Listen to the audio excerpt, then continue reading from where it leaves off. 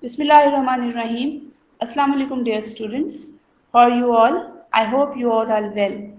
I welcome you all to the YouTube channel of Allied School Salman Farsi Campus.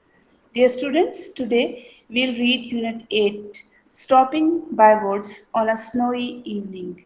This is a poem, okay, and we will read the poem and do the summary and an exercise of the poem. Let's read the poem. Whose words these are? I think I know. His house is in the village, though.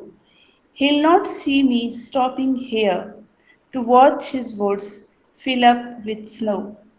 My little horse must think it queer to stop without a farmhouse near. Between the woods and frozen lake, the darkest evening of the year. He gives his harness bells a shake to ask if there is some mistake. The only other sounds the sweep of easy wind and downy flake. The woods are lovely, dark, and deep, but I have promises to keep, and miles to go before I sleep, and miles to go before I sleep. This beautiful poem is written by Robert Frost, a famous American poet. His poetry focused on the theme of nature. This poem is one of these. In this poem, the speaker thinks who owns the woods that he is passing through. However, the owner's home is far away in the village, and thus he is physically incapable of seeing the speaker pause to watch the snowfall in the forest. The speaker thinks his horse must find it strange to stop so far from any signs of civilization. Indeed, they are surrounded only by the forest and a frozen lake. On the longest night of the year, the horse shakes the bell on its harness as if asking if he has made a mistake by stopping. The only other sound besides the ringing of these bells is that of the wind and falling snowflakes. The speaker finds the woods very attractive. He would like to stay and rest here, but he has obligations to fulfill elsewhere. The last lines refers to a long journey ahead before the speaker could go to eternal sleep of death, or it simply proposes that the speaker has many responsibilities to fulfill before dying. Now, the summary of the poem is given on the screen. You can see it. Come to the exercise. Answer the following questions. Who is the speaker in the poem? Whom does the speaker refer to in the first stanza of the poem? Why does the speaker stop on the darkest evening of the year? Why does the horse impatiently await the next move of his master? The speaker in the poem is captivated by the beauty of nature. Why doesn't he stop for long to enjoy nature's beauty? These are the questions, and answer to these questions have been given on screen. Now, come to the page 85, part C. Here are some words, opposite in meaning, match the column A and column B.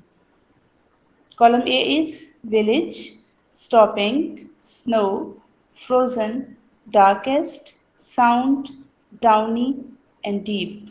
And column B, melt, water, silence, city, shallow, moving, hard, and brightness. Okay, try to match the column. The answer to this question is also given on the screen. You can see it. But first, try to match it. Part D, circle the correct options. Number 1. The poem is suggestive of profound thoughts about dash. Here are three options. A. A scene of woods in winter.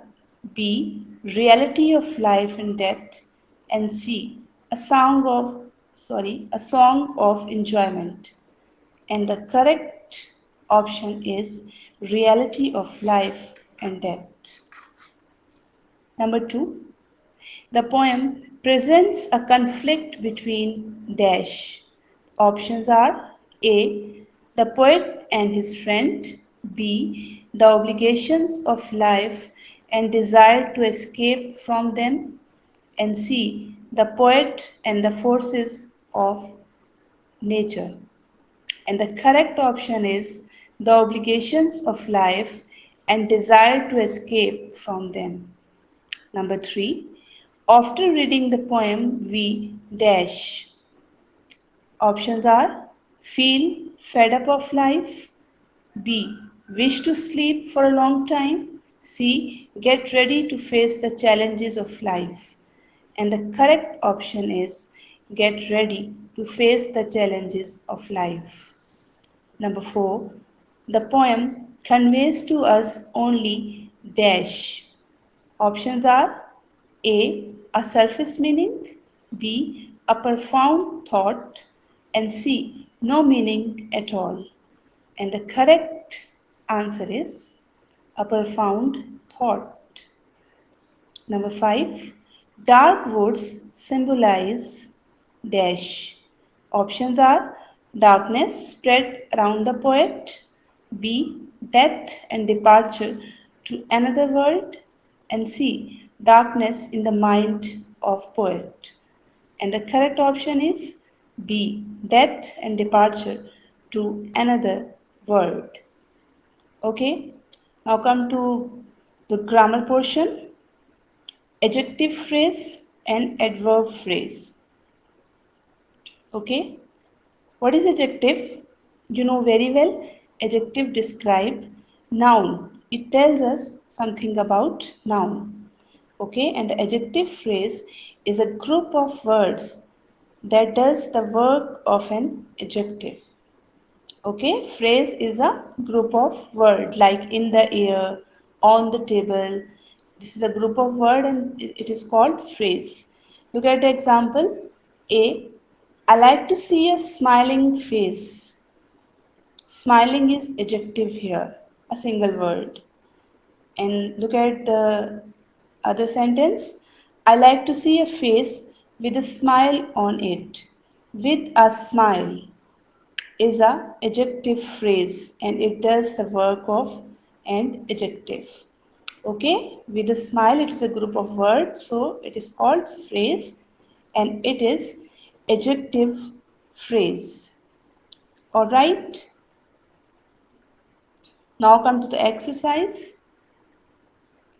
Replace each of the following underlined adjective phrases by an adjective. Okay, here are 5 sentences we have to uh, replace the underlined adjective phrase by an adjective. The first one is he wore a turban made of silk. Okay, made of silk is a adjective phrase and we have to change it with replace it with adjective and the answer is he wore a silk turban. Okay, and second one is he is a man without a friend. Without a friend is adjective phrase and the answer is he is a man with no friend. Okay, number 3. Nobody likes a person with bad temper. With bad temper is adjective phrase. We have to replace it and we will write nobody likes a bad tempered person. Okay. Number 4, it is of no use. Of no use is adjective phrase and we have to replace it. We will write it is useless. Alright? The last one, number 5, he is a man of sense. Okay, man of sense is a phrase. This is an adjective phrase and we have to replace it and we will write he is a sensible man. Okay, beta, clear now? Okay. Now, adverb phrase. What is adverb? Adverb, my dear students, adverb is a word that adds in the meaning to a word. And an adverb phrase is a group of words that does the work of an adverb. For example, Ali ran quickly. Quickly here, adverb. And look at the next one. Ali ran at a great speed. At a great speed. It is a phrase and it is adverb phrase because it does the work of an adverb. Alright, now come to the question. Question is, replace each of the following underlined adverbs by an adverb phrase. Okay, there are 5 sentences. The pigeon flies swiftly. Swiftly is an adverb. We have to change it with an adverb phrase. We will write the pigeon flies at fast speed. You can write at great speed as well. Okay. Second, he built his house there. There is adverb and we will write, we have to replace there. We will write, he built his house at that place. Okay. Number 3, he tried hard. Hard, we have to replace hard with an adverb phrase. Okay, we will write he tried with a great deal. Okay, number 4, he spoke eloquently. Eloquently is adverb and we have to replace an adverb phrase. He spoke with eloquence. Alright, with eloquence is an adverb phrase for it. Number 5, did Sarah behave well? Well is an adverb and we have to replace it. We will write, did Sarah behave in a good way? Question mark. Okay, is that clear? Okay, dear students, if you find any problem, you can ask me. Now your homework, you have to write the questions and answer and the summary on your notebook and also learn them by heart. And you have to learn a letter, letter number 7, letter to your friend, congratulating him on his birthday. And also learn the unsolved comprehension passages 3 and 4. Okay, that was the end of your lesson. All right. Have a nice time. Allah Hafiz.